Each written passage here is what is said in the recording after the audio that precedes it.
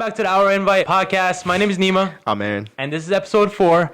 And today, we're joined by Dr. Venessa Goodnow, the Chief Pharmacy Officer at Jackson Health System. Thank you for joining us. Thank you.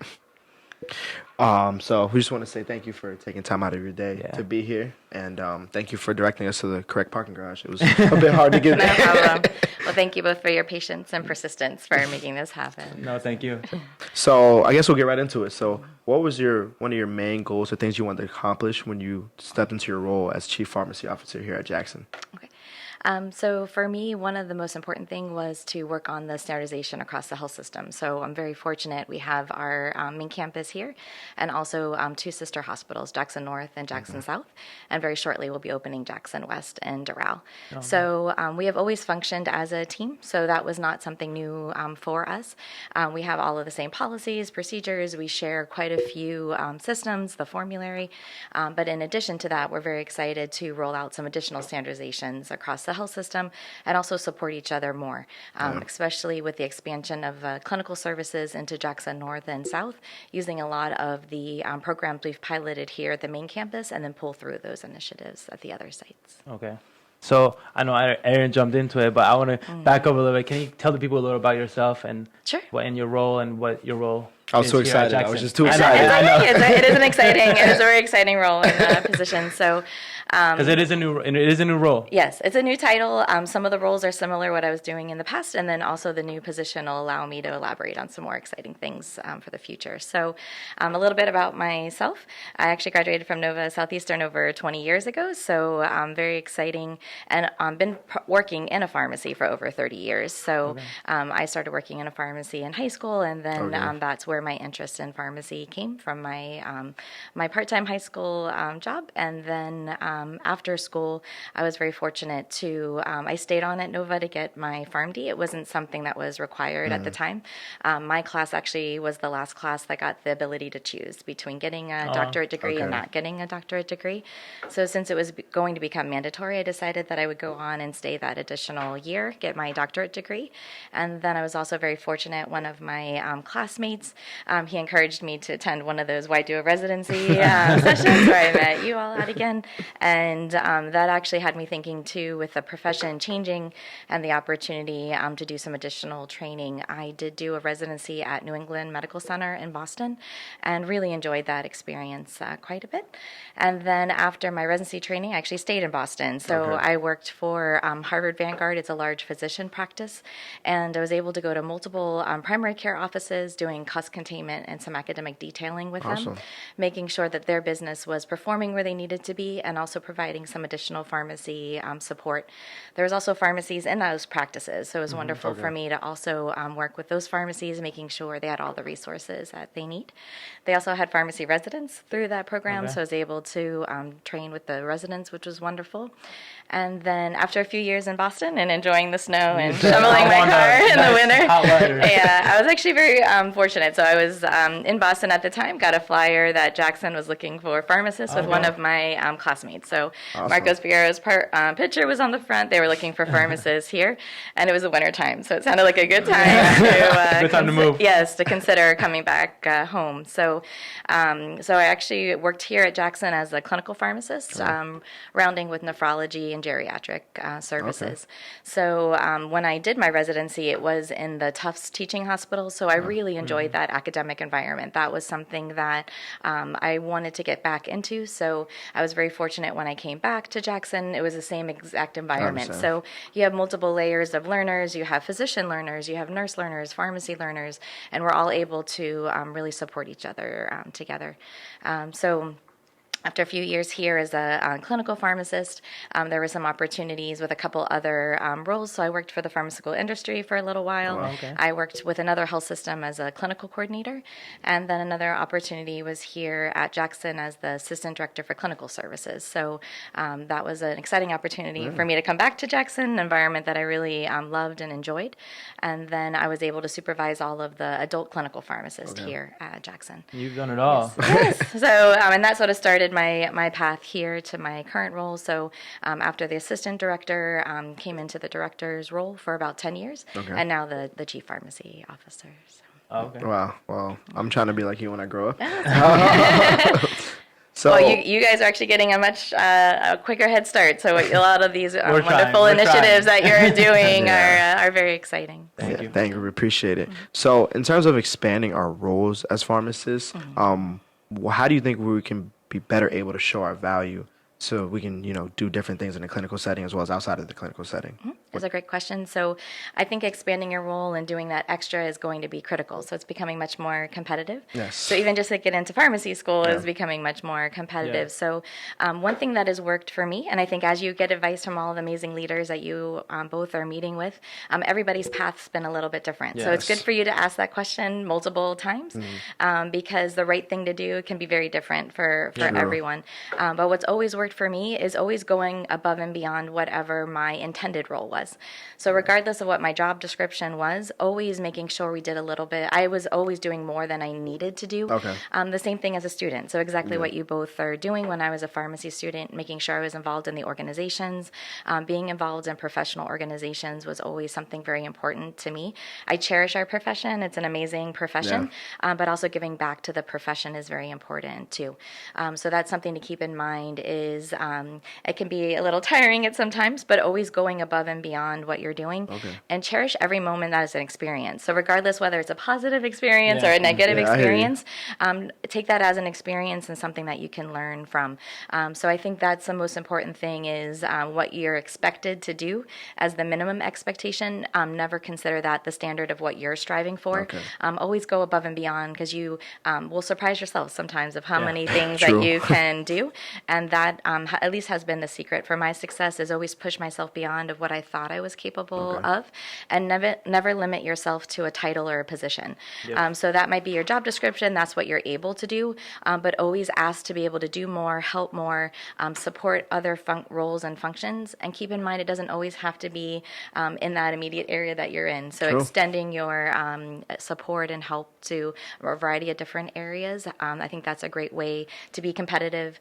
Do a little bit more than the average. Sometimes people are looking just to do exactly what is needed and not more than that. But I think that's been something wonderful for me is you have to keep knocking on the doors and making sure a little persistence of when you want to go above and beyond. But I think that's been at least something that's always worked for me is the more you get involved with, then you also get to determine what is it that you're enjoying about your job and what can you contribute to others.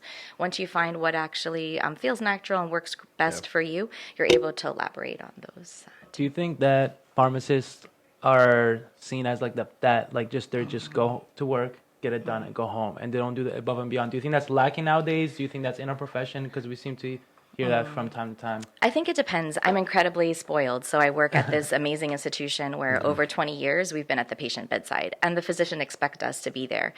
So I think it's a blessing sometimes and other days we're really pushed well beyond of what we were expected to do. But I think I'm fortunate. So what we expect pharmacists to do here is practice above what might be expected in other places. But that sets the standard. And we've had that standard here for a really long time. So the physicians are expecting that support of us. They're expecting our pharmacists to be trained, competent, at the top of whatever the guidelines, whatever the literature is, and sometimes even beyond that. So we're also doing quite a bit of research here so that we're involved in that research so we know what's going to be needed for the patient before it's available. So I think that's where I'm spoiled a little bit. What might seem more the future for quite a bit of organizations, we've really developed that as a standard for us. And now we're actually taking our services to an even higher level of what people are striving for. So, for example, we're now integrated so closely with our executive leadership, working on initiatives that don't necessarily are pharmacy-related initiatives, but multidisciplinary. So if we need a reduction in our length of stay, we've had transition of care services, also involved with our case management and social work for early discharge. So Dr. Cano and a lot of the pharmacists here are making sure that we're ahead of the game when it comes to the patient. So if there's going to be a complicated case that's going to need some work before discharge, we're able to get involved in those situations.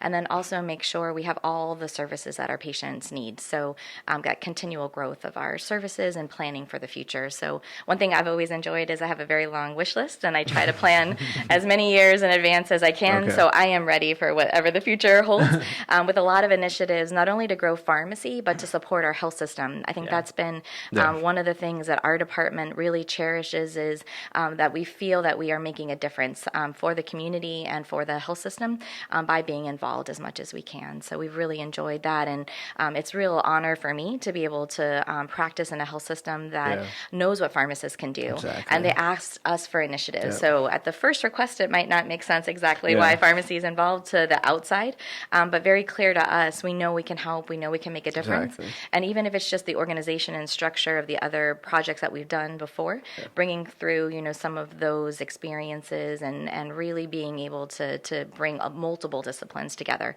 That's something with pharmacy, I think we have the advantage. True. We're really able to bring in a multiple different disciplines and work together to find out what the root cause of the problem is.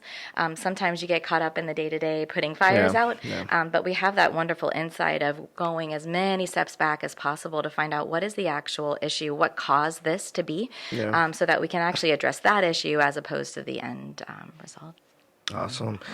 So you mentioned looking into the future, you plan things like that. So I guess what innovative things or use of technology or anything you have going on in Jackson are you looking forward to doing, or any services that you're looking to integrate in the next 5 years? Yeah. So within the first year, I'm actually very excited. We're doing quite a bit of construction here, so you might have seen it as you were looking for the parking lot. But so our next construction that'll be complete is our state-of-the-art rehab facility. So we're very excited about that. Our patients are actually going to be getting the highest level of care that they can, and also watching themselves progress through the building. So pharmacy is very excited to be a critical part of that experience. Awesome. We're recruiting now for pharmacists for that rehab hospital, so that that transition from the hospital to the rehab center, and also their transition through the rehab hospital, and depending on where their final place will be at when they're done. So very excited about that. The other construction that you're seeing is 3 additional floors of our ICU tower. So tremendous growth in critical care, which we're very excited about. A lot of the specialty areas that Jackson is able to provide is that higher level of acuity, being a level 1 trauma center and very strong solid organ transplants. So in some of the organs, we're number 1 in the nation, and over 700 organs this year. Wow. So the our need is to really grow our environment so we can continue to grow and support. Also on my wish list has always been to have pharmacy services in the operating room, a few of those other specialty areas, and also pain management. So something not necessarily for the future, but for an immediate need. We're very excited to, similar to anti-infective stewardship, having pain stewardship, making sure that the patient's pain is addressed properly and that we're doing the best that we can. And then also, again, for the immediate future is really to grow those analytics. So pharmacy can do more when we have technology to help to really get down to the data that is data that we're going to recognize and work. So a lot of times in healthcare, there's a lot of data out there, but we've been very fortunate to have a wonderful partnership here at the hospital with finance and with our data governance teams to really refine the data that we need to give better care to our patients. So that's something I'm very, very excited about, is to bring all of these sources of data together, develop rules and reports that will allow us to combine the different data sets and be able to do the best that we can for our patients. And also that ability allows us to expand our resources. So if I would have needed 10 pharmacists to work all of the reports and the data and to manually review, now we're actually able to use these reports and these systems to refine the data and then just focus on the patients we need to act on. So that's something we do here at Jackson often. We might not have pharmacists in every single place, but we actually have the resources to be able to identify the patients at the greatest risk. So I'm so blessed here to have over 35 board-certified pharmacists. We have a very large number of rotations for our students and our residents. So what's wonderful about that is when you have resources in place and with the data to support it, you're then able to grow those services by justifying why they're there, what they're doing there, and then with an over 20-year history of having clinical pharmacists at the bedside, those models are in place. We just adjust it to whatever specialty area of growth that we need. So it works out very nice. You mentioned earlier how everyone has a different path. Like you said, we're interviewing all these people and everyone got here a different way. Yes. How would you define success? Because that's like a very subjective And it's also a very personal definition, too. Yeah, true. Exactly. So I'll just define it for my Yep. self. So I actually see success in my workplace, giving opportunity to other pharmacists to succeed. So whether it's my management team or my pharmacists, the technicians, I want them to feel that they are here for a career and that they have growth. So my success definition is how I've been able to really grow the team. When I started here at Jackson, my first week as a director, we were going through some changes of our workforce. But then at this point, on an annual basis, we're always having continual growth in our staff. So that success to me, giving pharmacists the environment to work where they what they train. So all of that training that you went through, all of the hardships of your schooling, and then if you choose to do residency or any additional degrees, I'm able to give pharmacists the environment that they deserve to work in and really grow that environment and make sure that we have the team that's the right team for our patients and for the other healthcare providers. So that success to me is matching the right pharmacist to the right service, to the right nursing unit, having the right team members and colleagues for each other to work with. That's how I define success. And also the ability to make a difference for the patient. So for me, I want to lead a department that I know is touching the patient and making a difference for the patient. Because we all go into pharmacy for different reasons. But I think the patient is that resounding message for all of us that we want to do what's right for the patient and also what's right for the organization that we work for. So that's success for me. Professional success is definitely being able to lead a team that has the environment that they deserve to work in. Awesome. So, in terms of your personality, I think all of us in this room have different personalities. How much do you think you're a very nice person. How much do you think your personality has helped you get where you have gotten and also hindered you? Because, for example, I'm very open and I'm very opinionated and I'm honest about that. A lot of people like it and a lot of people do not. So I guess in your situation, how do you think has helped your career? Sure. So I'm actually very open as you both get to meet more people on this team. I love that passionate, open personality. So I'm a very inviting person, and professionally, I want to be challenged. So I want to hire those people that have ideas and have opinions, because the only way for us to grow and learn is to listen. So my personality is I want to be inviting because I want to let people know that I am listening. So actively listening, and not just listening and being empathetic, but actually making sure that my team knows that their opinion is actually going to change the way we practice. So my personality is that I'm very flexible, very open to change. Something we do all the time, and we'll say it to each other, is let's give this a try. If it doesn't work, we go back to where we were. Worst case scenario is that with change, it does not make things better, right? So that's something that I enjoy quite a bit. I love listening to different opinions, and I'm open to those opinions because I know that everyone else has a different perspective, and I will never let my own personality override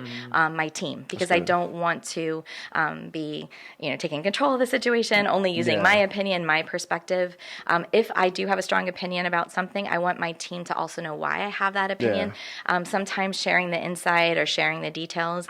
I don't want to have secrets of why we do things. I want to make sure there's complete transparency to why we need to do something, or why we need to change something, or why we need to support a certain area that might not be clear at the time. But I want to make sure that I'm open enough and being able to articulate why it's important for us to do certain things, whether it's affecting the current state or something that we're actually doing for the future. But that's, to me, the most important thing, has been able to be open and to listen, because change is so important. The last thing anyone should want to do is get happy with success, stay there and think that way that got us to the success where we're at is the only way to do things. Change is very, very important. Change to what we think is the right thing to do, being open to people's opinion, I think is very important. So I've enjoyed that, because when people feel that they're listened to, then they're more invested in what that change will be. And they need to understand the why. So that's important too, is I need to be able to convey that to my team of why we need to do something or why something's been moved as a priority, and for me to listen to what their feedback is and to make sure that's the right thing. When we interviewed Dr. Kernan, he mentioned something that his boss states is a bias for yes, which basically said, like, always say yes and never say no. How important do you think that is in general, not just in our profession, but in general, as someone that's working towards success? How important is that, and when is the right time to say no? Because sometimes if you say too much yes, then Yes. you're just overloaded. Yeah, that actually brings me back to the second part of your question, my personality and the pros and cons. So it is very easy to, for some people to say yes. So that's actually a personality, and that trait of what Bill's describing is someone who's open to change and doing things differently. Sometimes people are very guarded, and that no comes very easily to them because they feel they know what's right for everyone. But that personality that you're describing, the yes is very important. I know one of the drawbacks of my personality is I say yes quite often. Not very good at the work-life balance or time constraints when it comes to work.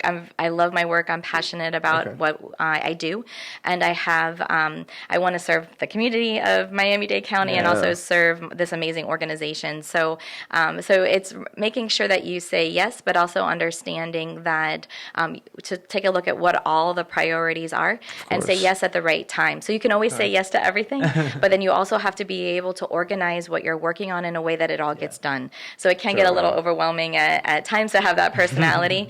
But if you don't say yes, you're not going to actually see what is possible and what is not. So I think, back to your question about the good and the bad is that to me, even though some things might have been a little bit more than most human beings could take from a time management perspective, it's another opportunity that you wouldn't have had if you said no. So by saying yes, and then you get to learn from it. That's the most important thing is sometimes people get a little overwhelmed with the negativity of like, well, you're not being told you have to do this. Why are you doing these kind of things? But everything's an experience. And if you learn from it, whether it's positive or negative, I think it's the right thing to do to say yes.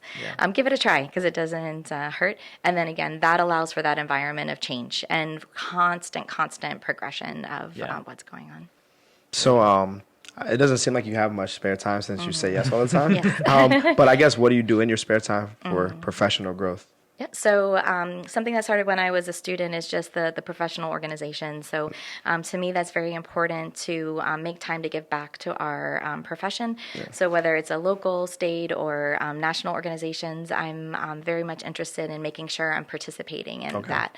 That I also think helps my team. So by sitting on committees, like Vizient, one of our group purchasing organizations, has some wonderful committees. ASHP has some amazing groups too. So, and then also locally. So there are some state initiatives that are critical. A lot of the leaders that you all are speaking with are very involved in the Florida Society of Health System Pharmacists and other organizations. And there's also some local needs too. So what's wonderful for me is being involved in all of the local, state, and national organizations I can bring back to this department. So not knowing only what we're doing here, but what's happening nationally. Is there something going on in another organization that we can bring and pull through here? So that helps quite a bit. That to me, giving my time back to the profession is critical. So I have this amazing amazing profession since I was 16. So working in pharmacy since a very young age, I feel that critical need to give back. I think what's important in healthcare is we can't all assume that we're always going to have the jobs that we're looking for, the jobs that are there. But if we can give back and really show that we are part of the health system and a critical part of the health system, I think that's the most important thing, is to make sure that we're doing. So what I've always noticed is as much as I give, I'm not looking to get anything back, but I always do. So that's something that is important is my personality is to support the profession exactly the way we need it at a state and national level, but then also to make sure that my expectation is that to serve the profession and not looking for anything. But again, hopefully what you are all seeing as students too is you get so much more back. You can't expect it, but you end up building relationships, having friendships that will last a lifetime, and then also really looking at things differently. So when you're listening to other perspectives of what other people are going through, whether it's in our area, whether a state issue or something nationally, we share a lot of commonality. So I think that's why it's very important or if we can just give back. So there's nothing more enjoyable for me for sharing some of the initiatives, some of the programs that we're doing here with the hope that other organizations can do the same. I think now with social media and technology, it's getting really easy for people to give better interviews. And how do you go when you're interviewing someone? Now you're in charge of all the Jackson health systems. Yes. How do you go about like picking a personality or just seeing someone maybe feeling that, oh, this person's not being genuine? And because someone can sit in an interview and tell you the perfect interview, but that cannot bring it into the workplace. Yes. How do you go about like seen through that? Sure. And I think that comes with time. So, and then no matter how savvy someone will claim to be, everybody has a situation that is a surprise. But I think what happens over time, and especially with my amazing leadership team that I have here, the more genuine a person can be, that's the most important thing. Yeah. You want to feel comfortable. You want to feel that what you're sharing is truly who you are. It's organic to who you are, but it's not necessarily for who you're interviewing with, but for yourself. So you never want to give an impression of someone that you're not. That's not natural to you. Right. You want to be honest with yourself so that you're actually, it's a two-way match, right? Yeah. So it's not that you're interviewing because you want them just to hire you. They're interested in the same. So they want to make sure, and that's something I think that's a little hard for students too, is what the organizations are looking for is to put an individual into their team, not necessarily looking for a checklist of who they want. Because sometimes if you stick to what you think you're needing, you're really not allowing for that opportunity. So my recommendation would just be as honest and organic as you can on those interviews, because you also want to make sure you're coming into the right place. True. And not every experience for every person is the same. So sometimes people they think they want, this is exactly what I want. But I think sometimes it's also great to let fate take its course, because you're always going to be at the right place at the right time, no matter what the experience is. And it might not be transparent. So you might,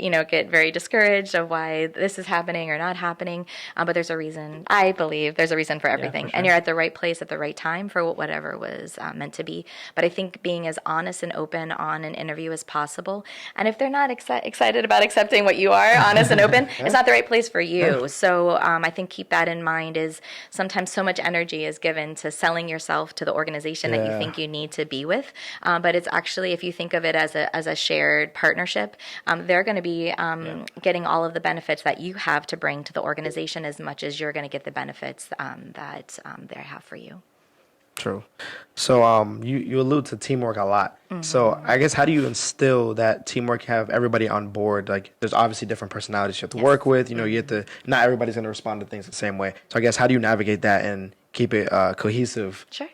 Cherish those personalities. So again, with one of the amazing physician leaders, Dr. Awa, we have here, we talk about passion all the time, right? So that passion, to me, a passion for your profession, passion for your patients, if you cultivate that, then you're always, because they're going to feel that they're part of the team. So if you can acknowledge everyone's passion, let everyone be passionate and not try to bring that passion down. True. So I see that as my role, is try to keep the passion appropriate at the same time, right? You need to work that fine line that someone's passion is not overpowering other people's passion. So as long as everyone feels heard, I want to hear those voices. I want to hear those opinions, because I think people working in an environment where they feel they have a voice, they're always going to feel that they're part of the team. And that is very important too.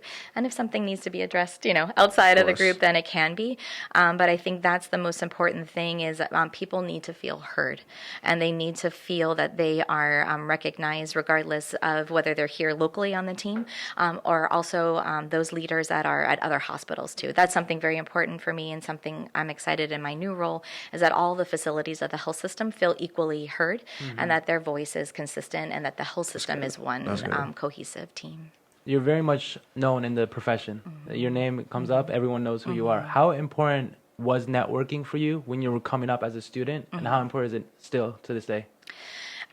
So I am naturally friendly, so it is something, and very incredibly passionate about pharmacy. So there's nothing I love more than my work, because it's given me my excitement that I didn't know was there until I got more involved. So I was actually networking and not realizing what it was. I think something is that no matter who you're sitting next to say hello, introduce yourself, standing in an elevator, I might be a little bit much for some people, so my friendliness might be received well by some, not received well by others, but I think every introduction is very important. A lot of times as a student, I didn't know who I was talking with at the time. And some of the most amazing leaders in the profession are very humble and wonderful human beings. So I know I was at a dinner after a very long day of board meetings with FSHP, and I was sitting next to a very nice gentleman. I did not know who he was, but it was actually Bill Zimmer, who's a very well-known leader in ASHP, but incredibly humble. So So by introducing myself to someone who I did not know, I actually got an experience that he might not even realize. But so I think that's important, is to appreciate every individual, no matter what their role and title is. So networking is not necessarily networking with the highest level of leaders, but network with every single person, because everyone is critical. Everyone is part of the team, and you never know. You might meet someone that you have a common, interest with. As a pharmacy student, I've actually had some lifelong friends that we were actually student chapters of the organization, but other colleges, and we actually stayed in touch. So we were all traveling for the same, purpose, but we were at different colleges. So by telling that person, hey, we're headed out this way, would you like to come with us? That has actually evolved into some absolutely beautiful friendships that I cherish, today. So I think networking as a human being is the right thing to do. Say hello to everyone, make sure everyone feels important, no matter what their title, what their role is, and then the networking comes very natural. And then again, our ability to share. So something that's important to me, if anyone were called to say, what do you think about this, or what do you think about that? Are you guys doing this? Will you share? Pharmacy, I think, is a very unique profession that we're very open. So what you'll both experience as students and as pharmacists, other organizations across the nation might be on a listserv and say, hey, I'm interested in this. Has anybody done it? And then you see all these beautiful emails flying of like, here's the attachment, here's the form, here's everything that you need to get it done.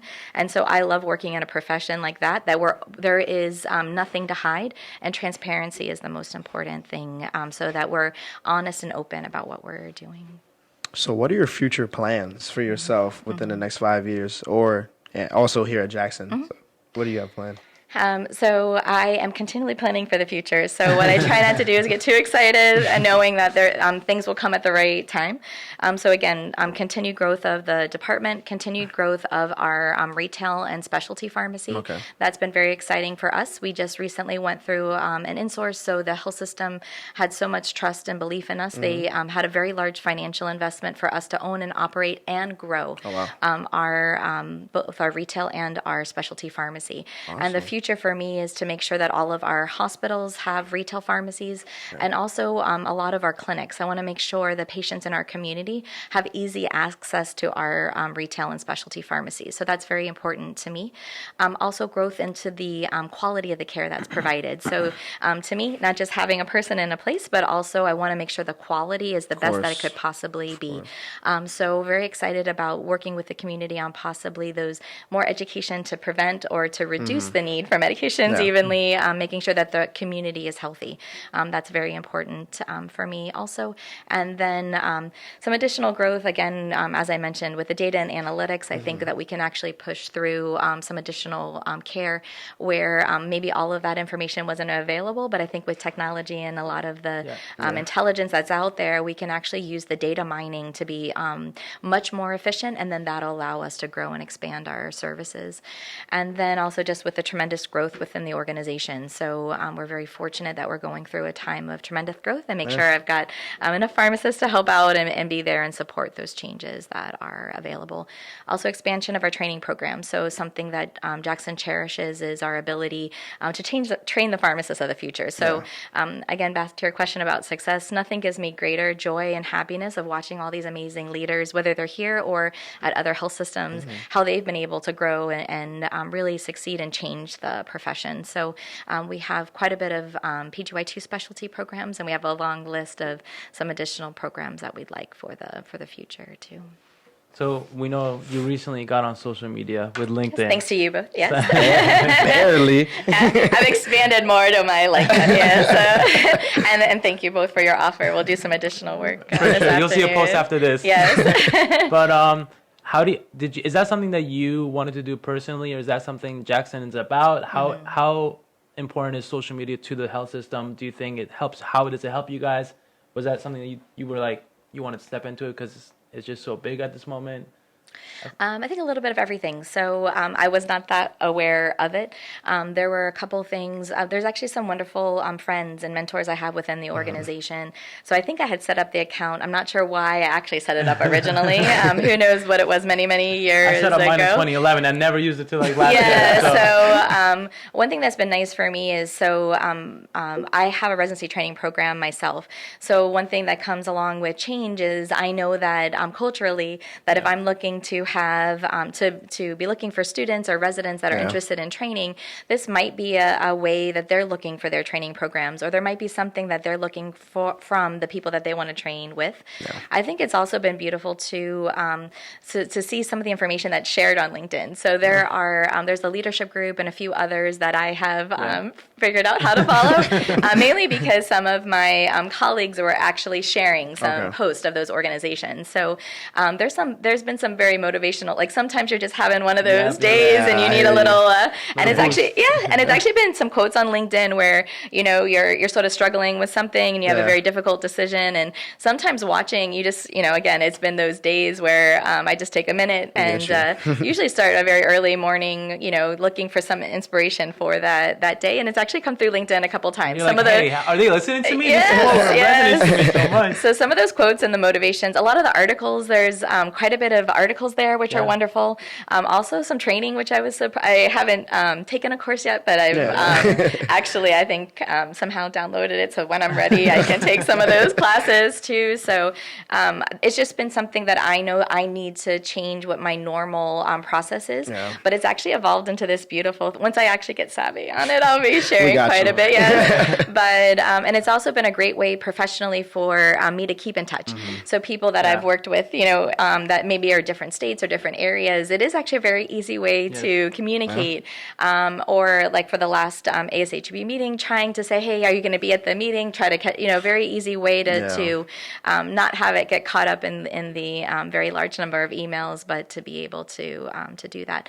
I also think it's really wonderful to be able to share what a lot of our trainees are doing too. Yeah. So it gives them that forum for us to, and you guys can help me with that later too. So all of our residence posters, a lot of the engagement we did, I think it's wonderful for us to have a platform because it's not natural for everyone to show off what they're doing, but for us to help them doing that, I think is really wonderful too. So I think there's we'll be more than happy to be the platform. There you go. There you go. Because one of the real reasons we started this because we just thought there's a lot of things going on in the healthcare realm that is wasn't out there enough. And so harnessing social media, things like that is like one of the main reasons we did that. So I'm glad you're on board and we'll be helping you a little bit more. My personal mentors.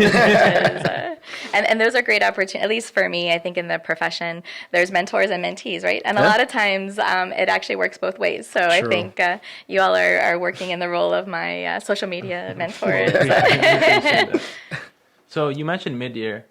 Did you attend mid-year? We did, yes. So when you go to mid-year, it's very hectic. Yes. It's at a convention center. I went last year and it was crazy. What do you look for when you're going to mid-year? Because I know students are also nervous, and for the people that are watching that don't know what mid-year is, it's a big convention that all the pharmacists from the country just go there, and it's a big networking place. What do you look for? Do you look for something? I mean, people come up to your booth. You have hundreds of people coming up to you. How do you pick one person out of another by just having a normal conversation from them? Sure. So it goes back to the networking that we mentioned, is that the conferences are very exciting for me. Yeah. So a few of us from Jackson actually go a little bit early for some of the programming with some of the other organizations that we're involved in. So for me, that is actually a platform for additional networking. I was also very fortunate. There were some leadership roundtables with some of the residents that were there. Our residents get to present their research in a forum that was over 1,000 residents that are presenting their research of all the teaching hospitals in the United States. So to me, it's that opportunity to, exactly what we've been talking about, for me to give back, but then also to receive at the same time. So a lot of the programming at the different meetings and also with ASHP is, what are we going to bring back to our institution after we've attended those conferences? Sometimes it's actually a hallway conversation. I'm very fortunate that there are quite a few safety net hospitals like Jackson, so Grady and Parkland, a few others that I've developed these amazing relationships where we share things. So if we get a second with each other, we're sitting down to say, hey, this is our next greatest thing, and sharing. So it was wonderful to hear from my colleagues of what they're working on, what they're excited about.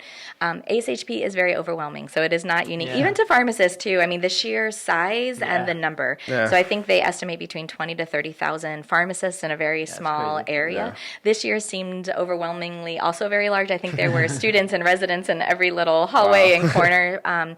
But what we are looking for is a couple things. it's really just a moment in time. So keep that in mind. Yeah. ASHP is very, very important. But a lot of times it's for us to answer the questions of the student and the resident. So we are not necessarily, we are looking to meet and get some exchange, hear what people are interested in, making sure we have what is needed. When it comes to the residency showcase, we're there to answer questions. That's the main reason. What was great for me to see is our wonderful residents that were there, they were very engaged because a lot of times the students and the residents, they want to hear from the current residents too. They want to hear it directly from them of what's going on, how is the training, that type of thing. And then with us, then any other questions that they might have. So ASHP from the residency showcase is our opportunity to answer questions for the residents and the students. And we see that as that is what we intend to do.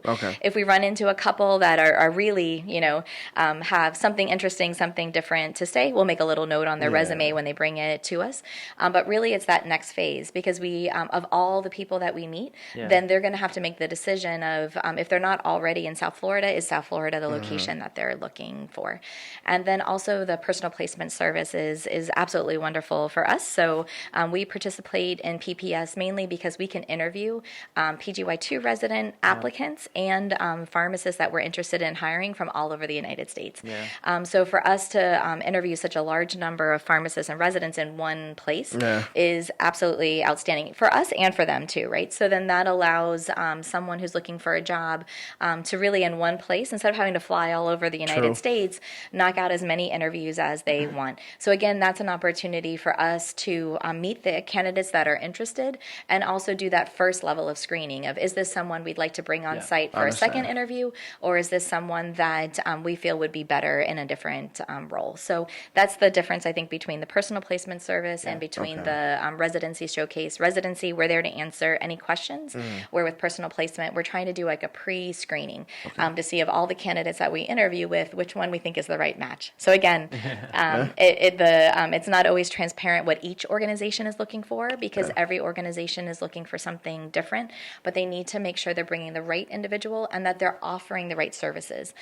So for me, if the area of interest of a student is an area that we're not the strongest in, then we might recommend a program that we think is the best in that area, where if it's something we feel very comfortable that there is no other program that could be better than what we have to provide, then we'll strongly encourage that would be an appropriate match for the resident and the organization.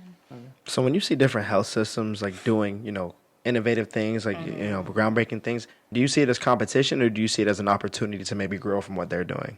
Definitely growth. So I don't see competition when it comes to patient care because there's so many patients to take care of. So there's opportunity for all of us. That's true. I think what's important is that everyone knows what they are, what they need. And then they're, again, just like finding the right person to hire, we want to make sure that the patient is also getting care in the right place for them. So I really don't see a lot of competition there. I love the fact that we are training a lot of people and we can only hire so many of them. So what I love is that there's nothing, again, from a success standpoint to see all of these amazing pharmacists that we have trained having opportunity to grow similar programs like we have here at other organizations. So and we're all very good at sharing with each other too. So again, I think it's a profession of sharing. I think it's also the individual, right? So if you're open to share, then others will be open to share too. So I think it's just that personality. I think if all of us are in the same mindset, and then it's wonderful to work with our colleagues across South Florida and across the country because you really can pick up some very innovative and different things, and then it might be a timing issue, right? So that was what was needed at that organization at that time, and then you find the right time to put that service or that initiative in place. We've always taken great pride in being very cutting edge and having initiating a lot of those services. So we love sharing, this is what we've done, this is how we've done it.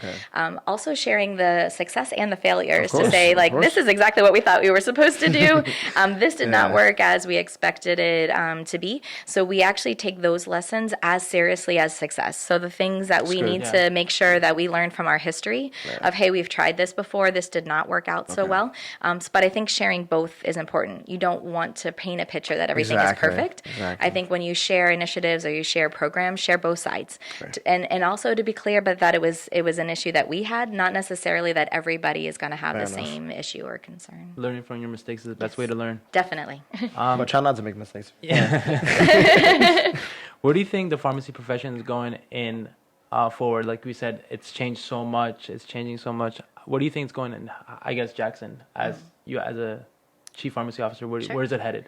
What I love for, especially for you both, is the fact that pharmacy is very, very different. There's almost nothing that you can't touch or True. do. Yeah. Or take that pharmacy background, use it for a completely different profession, but you're actually using that experience to have you being different than someone else. So what's very, very impressive to me is hear the stories of pharmacists that get into very, very different professions, but that structure and that foundation of healthcare is actually what helped them there. So there is absolutely nothing that pharmacists can't do in the future. I think those pharmacy students that just see maybe 1 or 2 pass as their only pass as pharmacists are probably going to get very discouraged because the availability of jobs in this market are much more challenging.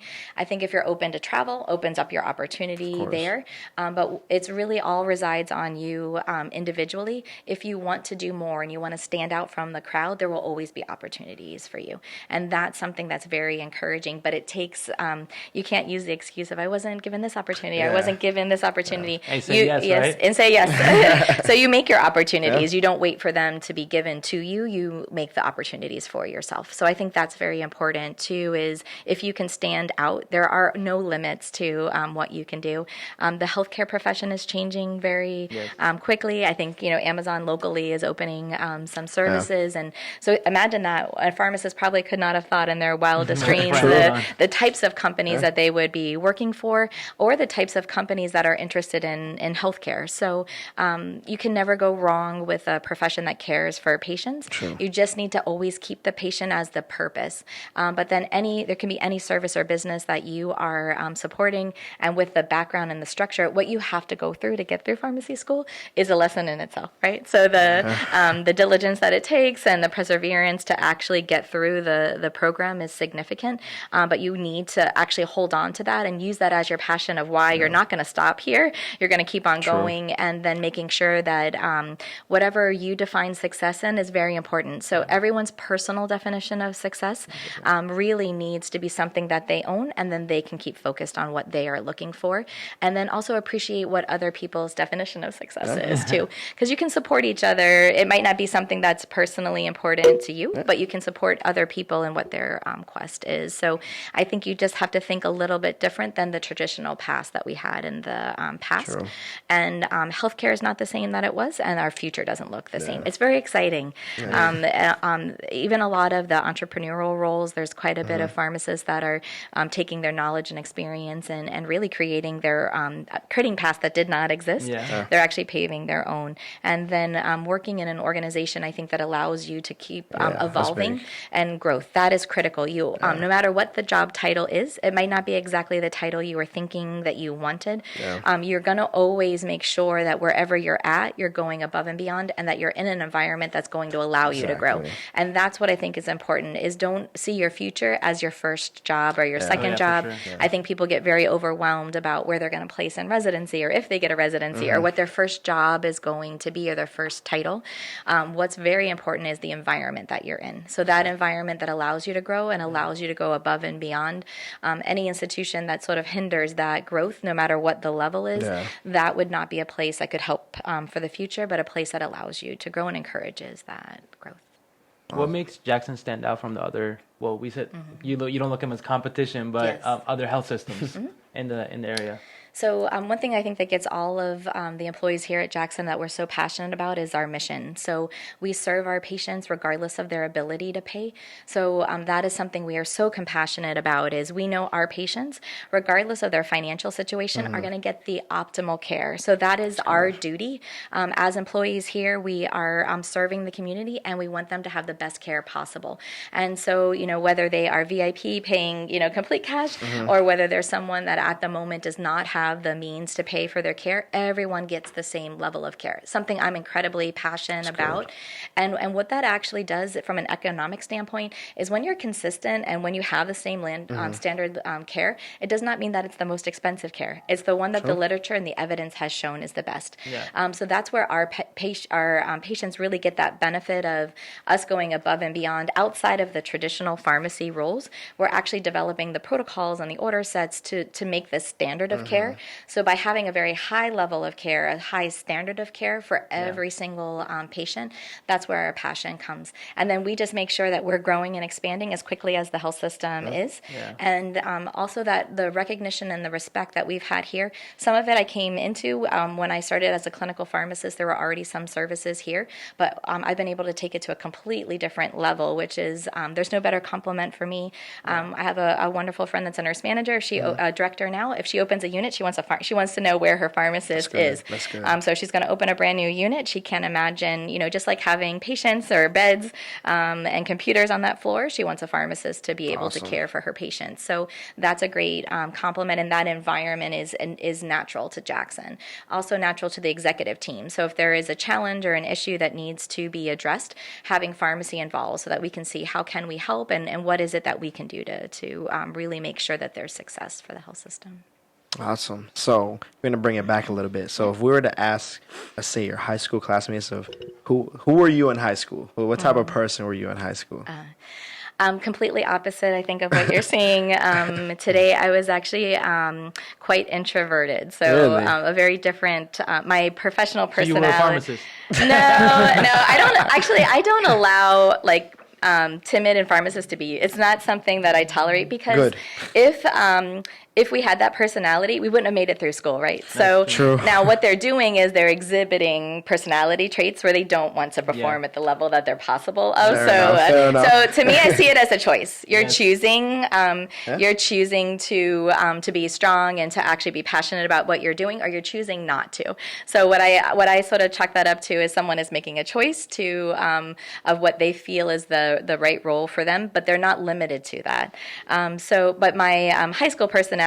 Actually, the senior superlatives was the most sincere, so that is something that. That's good. So of all the people in my high school, I was the most sincere of them, but not necessarily as outgoing as you see me today.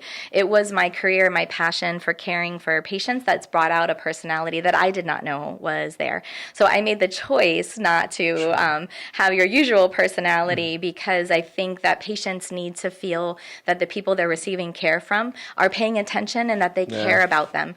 So regardless, again, about any of the knowledge and the training, so if I'm sitting and talking to a patient or a family member, they don't know my background, they don't know my title, but I need them to know that I care about them and that they need to feel trust. So one thing that's very important in healthcare is if you don't trust the people that are caring for you, then you're gonna have a little bit of concern of, are they making the right choice for me? Am I making the right choices for myself? So I think that my high school person, I would have been very personable regardless of personality, but I think the leadership role is something that came during college. So I don't think I'd be described necessarily as a leader, but very personable and honest. So I think I was able to build on that trait to be able to be someone who's able to serve patients and healthcare workers, but to make sure that I'm engaged. And that's something I think is consistent from high school, is that I'm always engaged as a human being, which I think is very, very important. But then making those choices to have that role as a leader with the knowledge that I received in school. So if you guys don't mind, we'll always refer it to the choice, like they're choosing to have that personality, because I think it depends where you work. If you were to tell anyone at Jackson that pharmacists they wouldn't believe you that was a trait, because we don't tolerate that. That is not something. We want our pharmacists to have a voice. We want them to be present. We want them to be doing the right thing for the patient. So we make the choice to be in that leader, that strong leader role, to do the right thing for the patient. Do you think leaders are built or leaders are born? Like, do you think you're born with that character? I think both. So again, back to the question about high school, I don't know if I would have known that I was destined for leadership, but I think it comes both. You have to be open to mentorship. So one of the things that I've been very fortunate in, whether I was understanding it as mentorship or not, but in that job in high school, I had the most amazing pharmacist mentors. So they were asking me, what are you going to do after high school? What are your plans?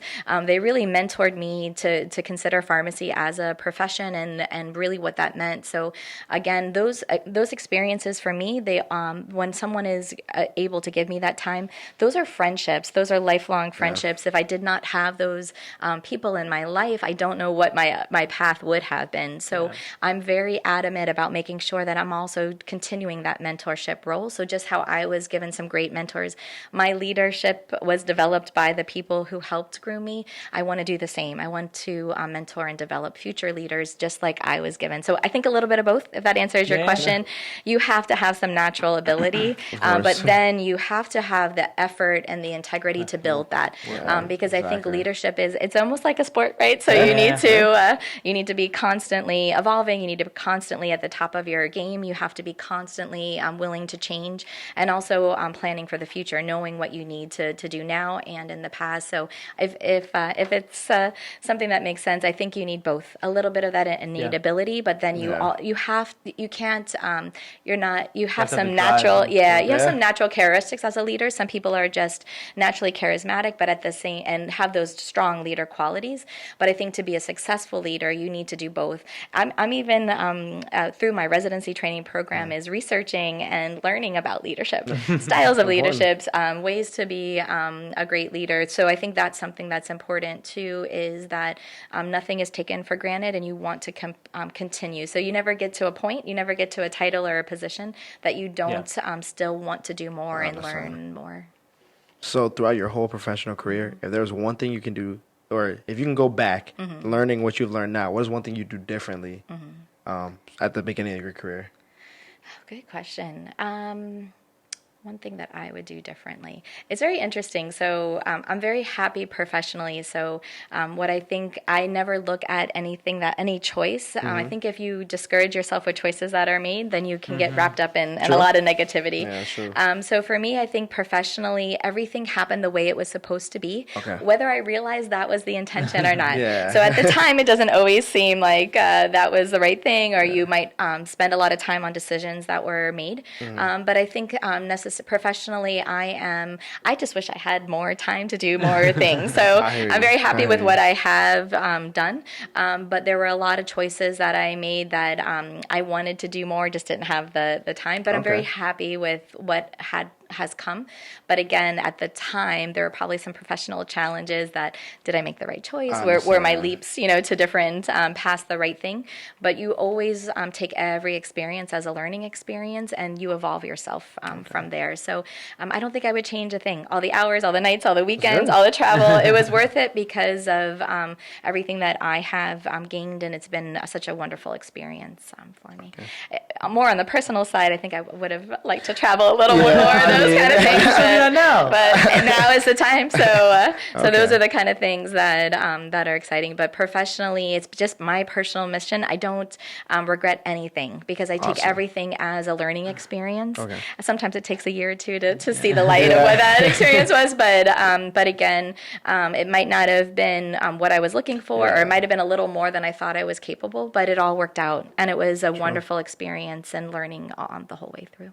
So as your new role, Chief Pharmacy Officer, you're at the top of your profession. Where are you headed next? So I'm very honored. The title is very impressive to me because of the recognition of my team, right? So I see my role now as Chief Pharmacy Officer is that all of the work that all of us have done is recognized with the health system with this role. So they're investing in me and also in the health system with that title. I don't see this as the highest level, though, because for me, until every patient is well, until every patient is compliant, until every patient has exactly what they need and access to the care they need, that's really where I see the highest level. Once all of my wish list, I keep a very long wish list of positions and roles. So that's what I'm excited about. I'm excited also for all the sharing we'll be doing with our sister hospitals. So to me, this is an actual new beginning for me. So I actually see this title and this role as a new beginning step of some amazing things that I'm excited for in the future.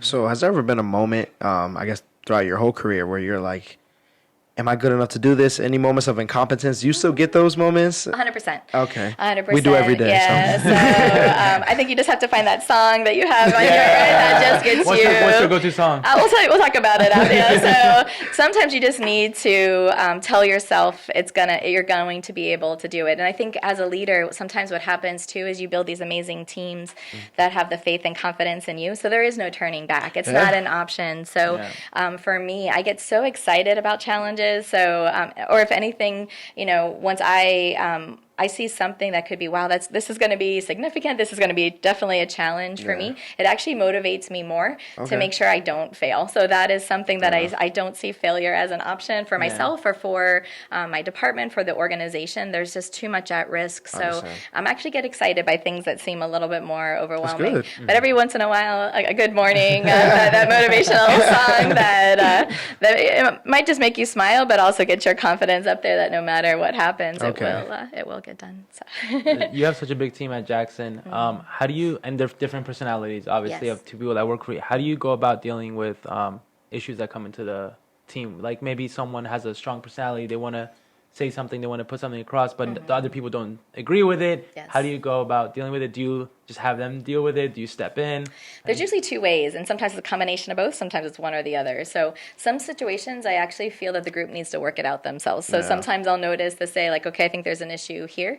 But sometimes as a leader, you also want to be very motherly and try to intervene and make everybody happy. But sometimes they need to work it out themselves.